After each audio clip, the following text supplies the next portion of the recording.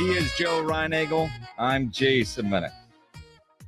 RJ Ochoa from bloggingtheboys.com joining us now on the Buyers Barricades guest line, back from New Orleans, back from the Super Bowl, where he had a fantastic box lunch while at the Superdome, and he chose peanut butter and jelly. What? Yeah, it was that or turkey. Those are the two options. And PB&J just sounded right, and I could feel the box. The sandwich was cold, so cold PB&J kind of sounded like the mood. I walked a lot at that point with my suit jacket on and my backpack on, so my back was a little sticky. It hit the spot. I'll say that. It was a good time. Yeah, nothing screams football like a peanut butter and jelly sandwich, or a turkey sandwich for that matter. That was kind of lame by the PR folks there at the Superdome. Yeah, I mean, look, I'll tell you what. I know a great man named Will Anderson who loves peanut butter, and you would know that. So you should not be smiting the subjects of peanut butter and football mashed together like this. The reality is, and what people don't understand, which is why I bring this up, because it's the inside stuff that, people will ask, just the curiosity factor. When you're working a Super Bowl in the media, you go so damn early and you're there. But it's not like a typical media attended event. There's so many more. There's no way to do like a buffet line. So it's always been box lunches. Now, I've never seen peanut butter and jelly. It normally is like a small submarine sandwich type of deal. And it's a box lunch. And that's basically all you get, because even where you're situated, it's hard to get to like the concourse to even go to a concession stand. So PB&J or nothing, you're taking PB&J. Yeah, no, exactly. And we had talked about this a lot last week. The wise Jason Minnick's counseled me. I never sat in the auxiliary press box before. And so, I mean, I literally had to go, to your point about this is how it is. The bathroom I used was like the public one, like the one that people were using. I had to run in between, plays just like everybody else, wait in line. I should say, just in case there are any nutritionists listening, it was a peanut butter and jelly sandwich and a bag of chips. There was a pack of grandma's cookies, and there was an apple, but it was a green apple, and those suck. Well, I happen to like green apples. Of course you do, but you hate peanut butter. I'm not a peanut butter guy. I'd have gone for the turkey sandwich. Put peanut butter on your apple. I would have gone for the turkey sandwich. And that says a lot about you. And the green apple. Out of curiosity, knowing Taylor Swift was in the building and Donald Trump, security getting in, I've had a lot of people ask what that was like. Honestly, this, Jason. I attended Super Bowl 51 in Houston with my dad, with tickets. And that was crazy. I mean, that security line took like an hour. This was pretty fast. Now, my colleague, Pete Sweeney, and I, we got there pretty early, and we were, pretty specific about it. And we Ubered to the convention center and then took the media shuttle from there to kind of expedite things a little bit. So it really wasn't that bad, but we did get there about noon. So, we gave a pretty strong buffer for those specific reasons. Interesting stuff. And I know it was a great atmosphere. Philadelphia just rolled. It was never really even close, at least in that first half. What was it like for you watching the Eagles play as dominant a football game as they did?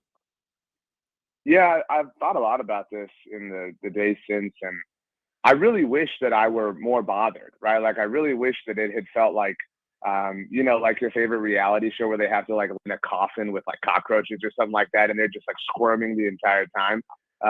It didn't feel like that. I was just really impressed. I mean, it was a seismic beatdown, and watching it with somebody who covers the Chiefs so closely, it was really interesting to kind of get his insight in the entire process. I never watched the game with Pete Sweeney, my coworker, and so it was just impressive. I mean, it was impressive to watch, this just kind of, Megazord tear through, what we thought was this indestructible dynasty. And the fans were incredible. From a neutral standpoint, honestly, I mean, it felt like being at a collegiate game. It felt like there was a true home field advantage. That's obviously, I think, part of the effect of being in a domed building. But it was a party, to your point, Joe. I mean, it was an Eagles night just about from the moment the ball initially kicked off. Yeah, I mean, Kansas City won the coin toss, and it was all downhill from there for those guys. RJ Ochoa from bloggingtheboys.com here on the Blitz. A little subdued, probably still a little tired from the trip, so we got to rile them up. Dak Prescott said yesterday he didn't think that they were that far off the Cowboys from where the Eagles are.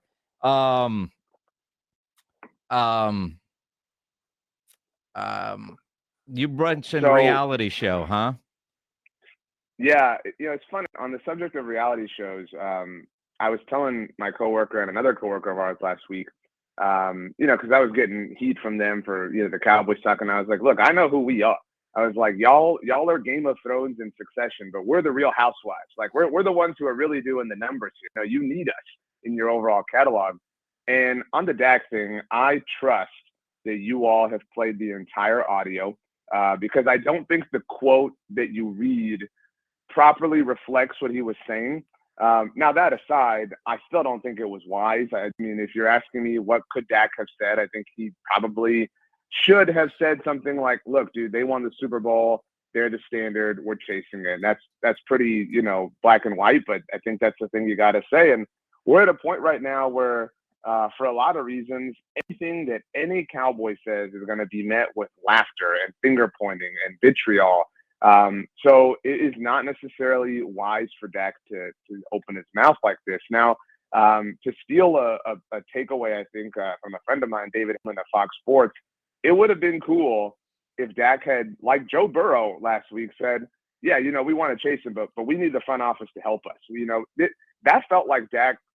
And this is where, if I'm disappointed in anything, it felt like Dak spitting the company line. And respect on being the company man, dude. That there's a lot of honor and value in being a good soldier, but somebody's got to hold these dudes' feet to the fire, and you're one of the only people who can.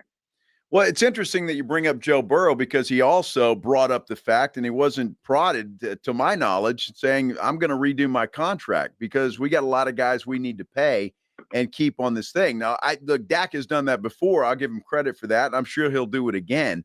But all of those kind of things where if you contrast those two guys, it just seemed like a different conversation completely when it comes to Dak and Joe Burrow.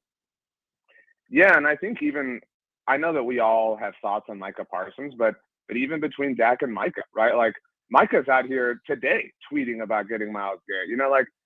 I know y'all's wealth of knowledge on the Ninja Turtles is vast. To me, Micah always has kind of felt like Michelangelo, like the crazy, high energy, younger brother of all the four, whereas Dak is Leonardo, right? Like he's the calm, steady, metronome leader who always does what Splinter asks. And you know what, Dak, it'd be cool if you were acting a little bit more like Micah. Like, I can't believe that I'm saying that. Like, I would love that. And some people think that, doesn't serve a benefit or doesn't really accomplish anything. Like, at this point, man, like, you got to do that. Like, I respect you not wanting to step a toe out of line, and I know that you've been this entire time, but this team is in dire need of help, and you're in dire need of help. And we all, except for Joe, I think, defend you and understand the context of what's happening here. And if you're sick of that, then be vocal about that. If you're sick of that, voice it, because I'm starting to believe that you're fine with it, and I may need to dial back my defense a little bit. RJ Ochoa, bloggingtheboys.com here on the Blitz on 94.1 San Antonio Sports Star. You bring up Micah Parsons. Last week, or 2 weeks ago, rather, you were on, and Joe Reinagle suggested the Cowboys trade one Micah Parsons, and your head nearly exploded. Chris Canty, former Dallas Cowboy, now the host of Unsportsmanlike Mornings on ESPN Radio, said yesterday, quote, I'm about to say something that goes against everything I believe. Can't believe I'm going here. Can't believe I'm about to say this. The Dallas Cowboys need to trade Micah Parsons. He says because of off-field behavior and changing the culture. Reinagle, you blew him up. What do you have to say about what Chris Canty had to say? Look, I think that if you are a serious organization, you have conversations about everything, right? So like at some point the question comes up, should we trade Micah? Because you have to ask all questions. And then you very quickly come to the realization, no, this is a horrible idea. I do think it's equivalent to trading Luka Doncic. I mean, he's that talented. He may not be Luka, but it's that level of a superstar that you're talking about. I think if you're going to trade Micah, citing his off the field character concerns or whatever is kind of cowardly. I mean, what is there? I mean, you don't like that he does a podcast? Like, that's lame. You know, well, like that's what Canty Micah said. That's silly. I mean, welcome to the world, dude. I mean, agree with you there. I agree with that. You know, like, if Micah had been a knucklehead and got in trouble, then you could certainly make that argument. But as far as his time in the NFL, he has been nothing but an upstanding citizen. He has done nothing but be a great ambassador for the Dallas Cowboys and done nothing but contribute. He has proven that whatever extracurriculars you want to, accuse him of having or being involved with don't affect or impact his abilities as a player. So if that's your reason, I think that you're grasping at straws. I don't. Here's the other thing too. Like, whatever. Forget the filter. If you somehow are at the place where you think trading Micah is wise, and I don't know anyone except Joe and I guess Chris Canty that feel this way, like you want to hand like the goods to this front office, like, you know what I mean? Like, if this was a different team, I can kind of understand that, right? Like, if this was the Cardinals even, right? We'd say like, okay, maybe their front office can take that cap and do something with it. But do you really trust the Cowboys to be given a treasure chest and do anything but piss it all away? No. I mean, so I in no way want to get rid of the best player on the team. Well, and look, I disagree with Chris Canty and the culture thing, although, we get mad at Micah sometimes when he does throw some teammates under the bus occasionally on his podcast. That is not cool, but I disagree completely with Canty's reasonings. For me, RJ, it's look, if you've got to kick the tires as far as I'm concerned, because you look at what the Cowboys are stuck with, and I know you love Micah Parsons. I do too. I think he's a great player. You got Dak Prescott carrying a huge load. I'm sure he's going to restructure his contract. If Jerry does that, pushes it down the line, we'll get the credit card lecture for the next 5 years. That's fine and good. But if you get a treasure trove, you have to trust the Cowboys to do something with that. And you have to at least throw it out there and say, what can I get for this guy? And if you can get a Herschel Walker type trade that led the Cowboys to 3 Super Bowls back in the 90s, I think you absolutely have to consider trading Micah Parsons, not to mention the fact is you're going to take 35, 36, $40 million off of your books per year.